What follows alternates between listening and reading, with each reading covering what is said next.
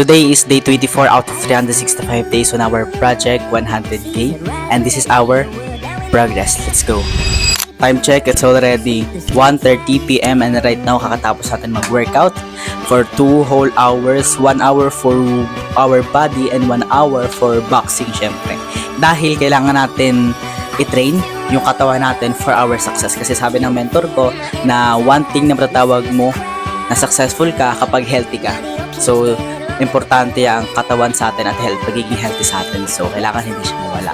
And right now, I'm super productive. Morning pa lang.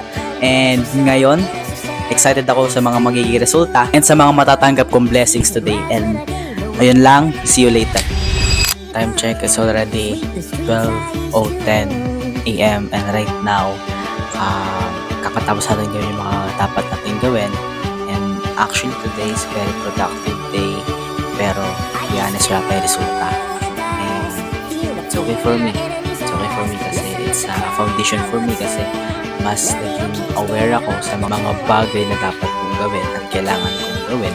Especially on building my physique, on my health, on my body, on my skills, and especially for foundation on our business and foundation sa Project 100K natin. And what's the lesson for today? So what's the lesson for today?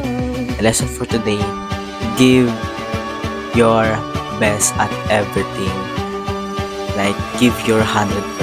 Kasi kung ibibigay natin yung 100% natin kahit sobrang init while we are working out, pinagpapawisan na tayo, naliligo na tayo sa pawis, just push yourself kasi andun ako sa point na yung mindset ko sobrang